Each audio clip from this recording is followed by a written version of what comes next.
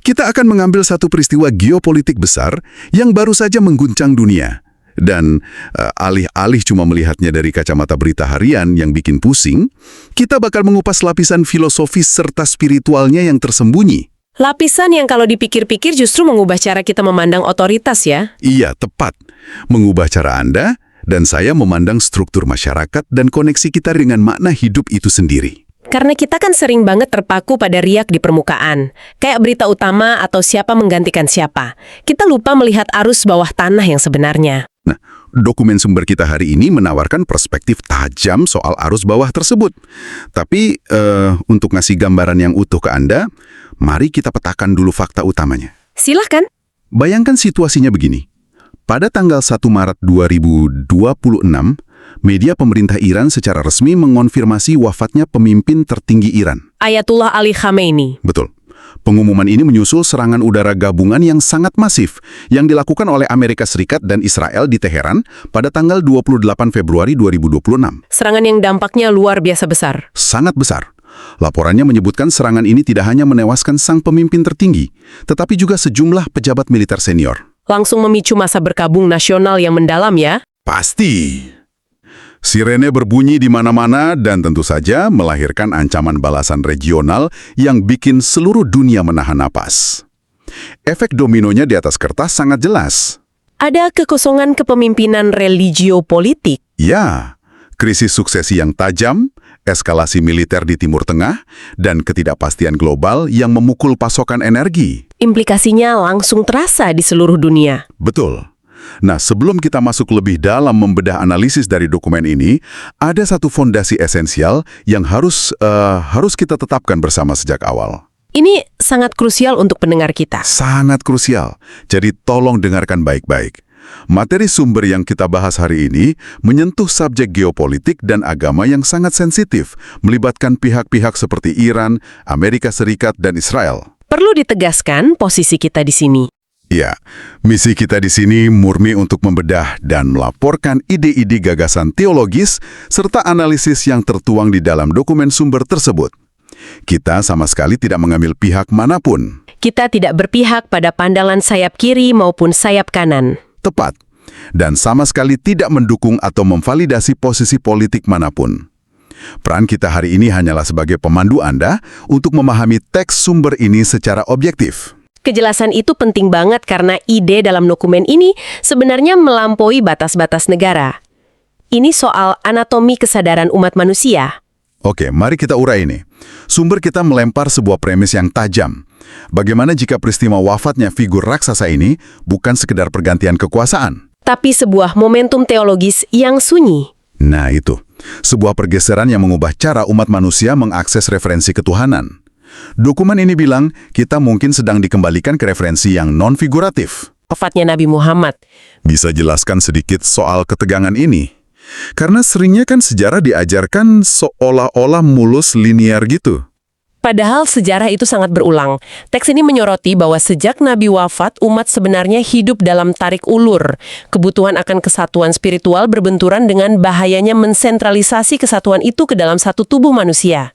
Krisis Sakifah itu ya? Betul, krisis Sakifah. Kepanikan kolektif tentang siapa yang memimpin, lalu konflik khilafah, perang saudara, sampai lahirnya berbagai mazhab. Polanya identik. Selalu berulang. Ya, setiap kali referensi ketuhanan dipadatkan secara absolut pada satu figur, kematian figur itu selalu memicu turbulensi eksistensial. Umat kehilangan pegangan. Itik itu sebagai routernya. Betul, sebagai router. Pemimpin ini jangkar epistemologis, titik koneksi simbolik. Ketika figur besar wafat, itu ibarat router yang tiba-tiba hancur berkeping-keping. Atau kabelnya dicabut paksa. Nah, jaringan umat jadi panik total. Lampu merah berkedip, koneksi putus. Tapi mereka panik bukan karena servernya mati, kan? Bukan. Mereka panik karena sudah terlalu terbiasa menumpang lewat perantara. Mereka lupa koneksi ke server itu bisa diakses langsung.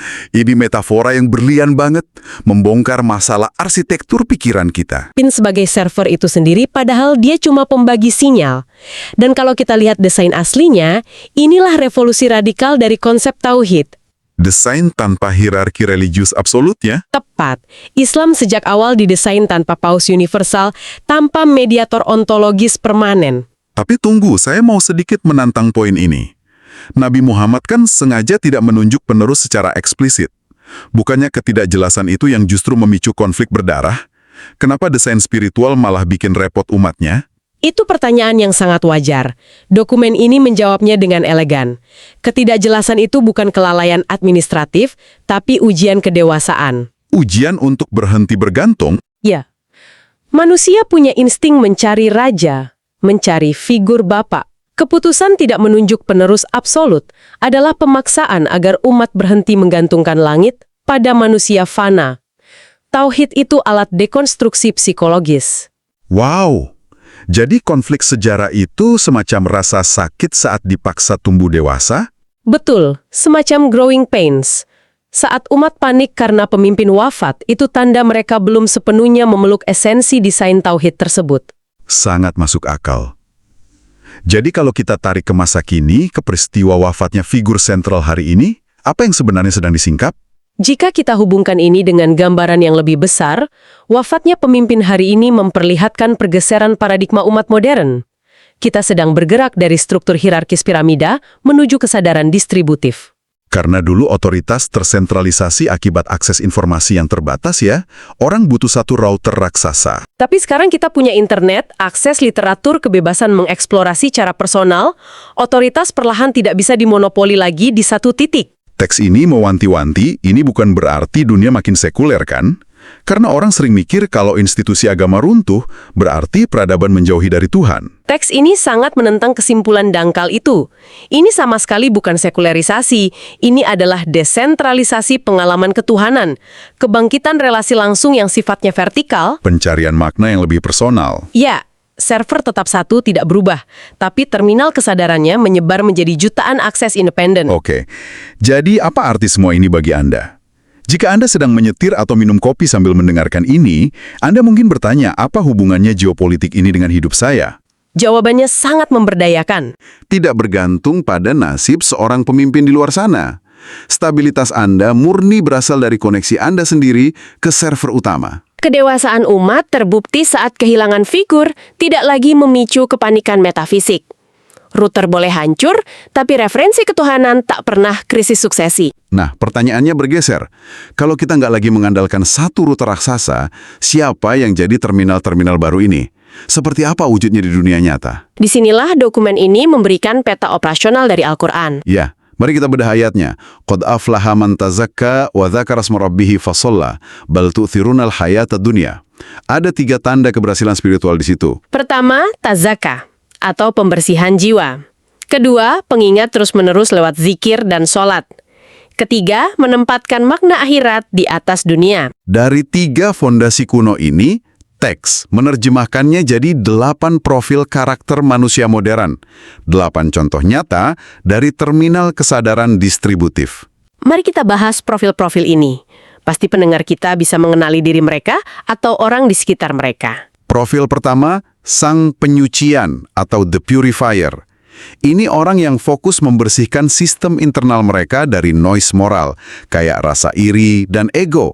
Dan detil uniknya, mereka ini merasa risih atau alergi kalau dipuji. Betul, kalau dipuji, sinyal ego mereka naik dan koneksi ke server langsung lagging. Analogi yang pas. Berdampingan dengan itu ada profil kedua, sang pengingat atau the rememberer. Mereka fokus menjaga koneksi tetap online setiap saat. Lewat zikir yang bukan sekedar komat kamit ya. Iya, zikir sebagai napas kehidupan. Mereka bisa tampak sangat sederhana. Mungkin diam di pasar menginternalisasi referensi secara konstan. Beda lagi dengan profil ketiga, sang pengarah atau the router leader. Mereka ini berinteraksi langsung, memimpin, tapi menolak monopoli kebenaran. Mereka menolak ketaatan buta, memimpin lewat cerita dan metafora, menempatkan diri hanya sebagai pembuka jalan yang menunjuk ke arah server. Lalu menyingkir agar pengikutnya menemukan koneksi sendiri. Keren banget. Profil keempat, sang pengorban atau the deprioritizer. Mereka menaruh akhirat di depan. Ini orang yang berani mengambil risiko duniawi demi prinsip. Relawan sejati atau manajer yang berani lepas jabatan tinggi menolak kompromi moral. Terminal penahan arus duniawi. Nah, profil kelima ini spesies paling langka menurut saya di era media sosial, sang hening atau the quiet attender. Orang yang punya kapasitas menahan impuls untuk segera merespon sesuatu. Anti-FOMO tingkat tinggi. Seniman atau pemikir yang diam lama sebelum bicara, mereka memperlebar bandwidth internal lewat frekuensi sunyi. Karena pesan dari server sering lewat kesunyian bukan keributan.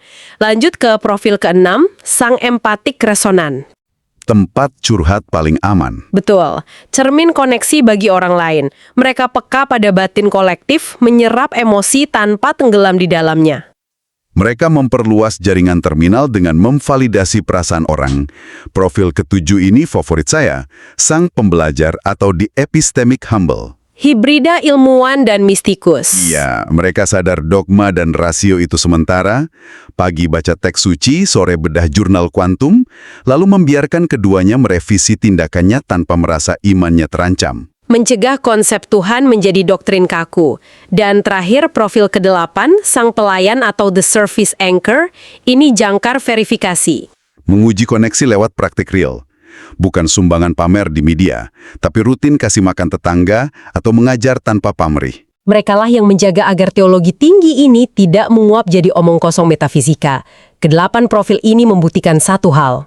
Anda tidak perlu jadi figur raksasa bersorban untuk bisa terhubung ya. Tepat. Setiap individu dengan rutinitas uniknya bisa membentuk jaringan luas yang sangat tahan banting. Jaringan yang tetap beroperasi walau router raksasa di panggung geopolitik runtuh. Ini membawa kita ke gambaran besarnya. Sintesis akhir dari dokumen ini. Wafatnya figur besar memang bikin retakan dalam jaringan simbolik yang memenjara umat. Tapi retakan itu justru memberi cahaya. Memberi ruang bagi tersebarnya jutaan terminal baru. Akses manusia ke penciptanya berlipat ganda secara organik, tidak lagi disandra satu tubuh manusia. Peradaban bangkit saat tersambung langsung secara independen. Jadi membawa wawasan ini kembali ke Anda yang sedang mendengarkan, undangan dari rentetan peristiwa politik ini ternyata sangat personal. Undangan untuk berhenti mencari Tuhan dalam satu manusia. Ya, temukan bahwa jaringan ilahi itu ada dalam kesadaran kolektif kita, termasuk di dalam diri Anda. Mungkin lewat salah satu dari 8 terminal tadi. Namun, pergeseran desentralisasi ini menimbulkan satu pertanyaan provokatif dan penting. Apa itu? Jika struktur hierarkis runtuh dan kita berevolusi menjadi terminal individual yang terdesentralisasi, lalu apa yang akan terjadi pada konsep komunitas atau umat di masa depan? Apakah itu akan membawa kedamaian atau justru masalah baru? Nah, itu apakah desentralisasi tanpa figur pemersatu akan melahirkan kedamaian kolektif yang organik atau justru menciptakan resiko isolasi spiritual di mana setiap orang merasa hanya dirinya yang punya koneksi paling murni? Wow, sebuah paradoks brilian untuk direnungkan. Bagaimana kita tetap bermain sebagai simfoni yang harmonis saat setiap instrumen punya konduktornya sendiri di dalam batin? Biarlah itu menjadi bahan renungan Anda hari ini saat melanjutkan aktivitas. Teruslah bertanya, temukan terminal koneksi Anda sendiri, dan terima kasih sudah meluangkan waktu bergabung dalam eksplorasi mendalam ini bersama kami. Selamat melanjutkan hari Anda.